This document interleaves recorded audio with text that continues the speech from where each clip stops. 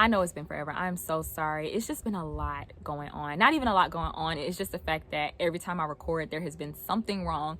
Either I had something on my face or my wig was crooked. It was always something. But today I feel I have a clear head right now, and I think that the reason why I needed to wait on this video is to really give you all a detailed story about what happened and then how things have been since then. So I told you all, if you follow me on Instagram, that they offered me part-time on my very last day of working, an hour before my exit interview. That Wednesday, I decided to talk to my VP and let him know some of the things that I felt about the company. Might as well, since I'm about to leave. We talked and I let him know that at this point in this era, a lot of people are looking for part-time opportunities, and I feel that due to the workload, it's heavy, but then it's not. You could finish it in half the day, so to be there the rest of the day is unnecessary. And I told him all of that, like, you know, I think they should offer more part-time opportunities, especially in this department, blah blah blah blah blah. And he listened, and he was, you know, giving me feedback and just, you know, talking about like what things I was looking to get into, what kind of businesses I was looking to get into, things like that. And I told him that, you know, I'm gonna be honest, I was planning on quitting, because to be real, you know, since tomorrow my last day, I can tell you the truth, I was about to quit. But I said I wasn't gonna quit this soon. I would rather have quit on my 5-year anniversary, because I will be fully vested into my 401k. So if you don't know what it means to be fully vested, being fully vested in your 401k pretty much means if you work at a company, they may have something that says, okay, if you invest into your 401k with us, you have to stay here for an X amount of years before we give you 100% of your 401k. And that's not talking about what you invested. You get what you invested, but you only get a percentage of what they invested. So my company has a 5-year vested period. So I'm almost there. And it made me sick to think that I was going to leave all that money on the table, to be real. But at the time, I'm like, I can't keep doing this commute, this job, and messing up every day. I couldn't do it. But I did tell him, you know, I wanted to stay until at least then. So he heard me out. He said maybe sometime next year we'll offer something, but right now we just don't have anything. You know, I'm sorry about that, but I wish you the best. So I was like, okay, I understand. I just wanted to put that bug in your ear. The next day, on my last day, as I deleted all my emails, cleaned off my desk, they offered me the part-time position. And in this position, I don't have to do that thing I was telling y'all about where I mess up every day. At first, I was like going back and forth. I'm like, should I take it? Should I not take it? What should I do? But I decided to go ahead and take the position because I felt like it was a sign that maybe I needed to stay just a little bit longer. The plus side to taking the position is that he knows that I'm leaving, so I can leave whenever I'm ready to go. It just couldn't, that's just such a good deal to me. I was very grateful for that. Just speaking up and just asking. So maybe that's for someone. If you want something, just ask. Go to the top dog though. Go all the way up, right? I went to the VP. Here are some things that kind of changed. The main thing is I don't have health insurance anymore. I'm gonna get into that in another video. It would just be too long if I try to get into what I'm doing and when I should have done it. I'll get into that in another video for y'all. I still get to invest in my 401k. I will be fully vested May of 2022. Okay, so everything continues the same. Nothing has changed with that. I still invest the same percentage. Of course, it's going to be a different amount because I'm part-time. Another thing I love about it is if I take a day off, I do not have to use my PTO. We were required to use our PTO if we had a sick day or whatever, instead of just taking like a short check, because most people in the world wouldn't take a short check. I would.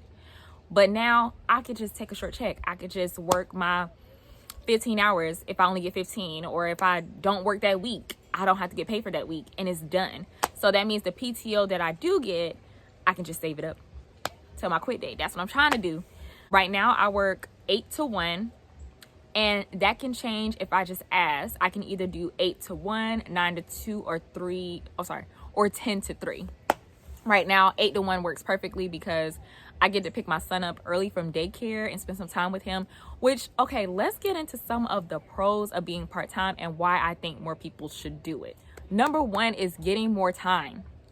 You can, well, they say you can't buy your time, but yes, you can, because you have to. You know, they pay us for our time, and when you don't need their money and you got enough FU money, right? You don't have to, you know, sell your time for pennies on the dollar.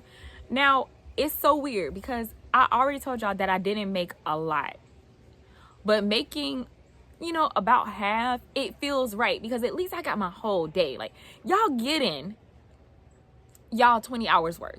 You know what I'm saying? Like, the checks match my efforts. But when I was working full time, I was like, oh no, y'all ripping me off. You know what I'm saying? But now I feel good. I'm happy about this. I have to say to the moms and dads around the world who have their kids full time, because I have shared custody with my son's father. This is the most time I've ever spent with my son. I resent the fact that I really did not know how to mom properly, because working until 6 or getting home at 6 o'clock or later, I just came home, gave him a hug, boom, in the bathtub, eats dinner, we're going to bed. Now I got a few more hours with him and spending that time. You know, lately we just been like going to the mall, going to the store. He loves Walmart. That's, you know, or the Dollar Tree. But it's just so nice to have this time with him and to learn how to learn him and the things that he likes, and, you know, try new things with him. We get to go out to eat and stuff. I'm absolutely loving it. Another thing that I love is the fact that like I said, I have my whole rest of the day. As soon as I clock out at 1, I go straight home. Sometimes I take a nap. I'm just not getting to a point where I could take a nap because I was feeling guilty. People don't talk about the guilt of having a lot of free time.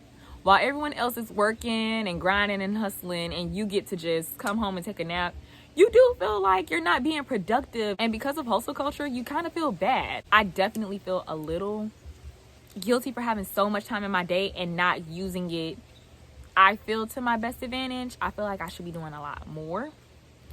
But I'm learning to just exist, and I'm trying to promote that in my life. Like, it's okay to just exist. It's okay to come home and take a nap. You don't have to study a course or try to figure out a new business venture. You could just rest, and you can do that guilt-free, but it's hard. We've been programmed since like tiny kids to have a schedule and to do stuff throughout the day. So to not do anything, it's like, oh, I feel kind of bad. It's like, oh, I should be doing something, but don't feel that guilt. Another thing I love about being part-time is that I'm not tired. I have a lot of energy, and I don't have to force myself to do everything in the weekends. During the weekends, I usually try to wash my clothes, do this, do that, do this, do that, run my errands. But now I can do that during the week. Let me scoot up something. But now that I get everything done during the weekdays, I don't have anything to do on the weekends that, like, I could just enjoy my weekends. And that has been such a blessing. I'm loving it. It's going to help me with being more consistent on YouTube, which I know I haven't been, but I said that the next time that I post, I want y'all to see a video from me at least once every other week minimum.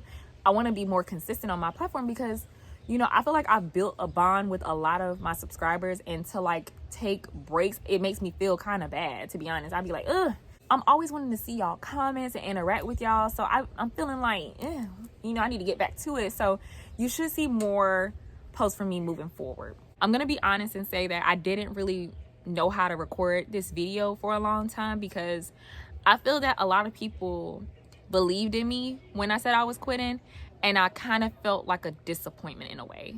You know what I mean? Because y'all were just hyping me up like, you could do this, you're gonna do great things. And then I take the part-time position, and it's like, I don't know, it didn't feel right a little bit, but I know you all support me regardless, and I'm grateful for that. The current quit date is gonna be sometime the first week of June. I have not picked a date.